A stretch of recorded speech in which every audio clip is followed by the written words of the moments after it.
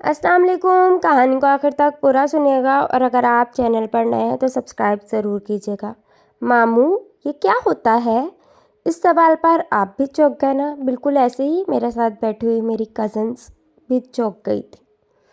तौबा तौबा, मामू गंदा सवाल करते हैं।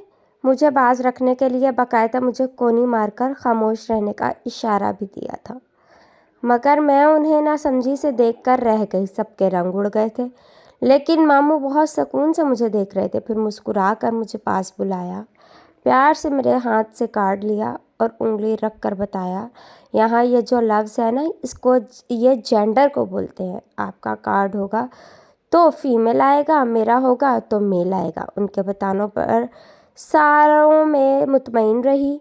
कभी कोई तजस्सुस नहीं जागा। हाँ, अगर वो भी बाकी सब की तरह मुझे गुस्से से घूरते, कहाँ पढ़ा, कहाँ से सीखती हो ये सब चिल्लाते, या फिर मम्मा को आवाज़ देकर कहते बाजी इस पर नज़र रखा करे और आइंदा इसे मोबाइल नहीं देना, तो मैं कभी भी ज़हनी मुतमईन ना हो पाती।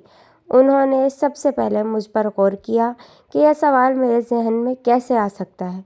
फिर वो मेरे हाथ में कार्ड देखकर फ़ौरन समझ गए और मुझे वो जवाब दिया जो जवाब होना चाहिए था। लेकिन हम में से अक्सर बहुत गलत रिएक्ट करते हैं, या तो एकदम गुस्सा करते हैं या फिर बच्चों को खामोश करवा देते हैं, और बच्चे के तजस्सुस की इब्तदा यहीं से होती है।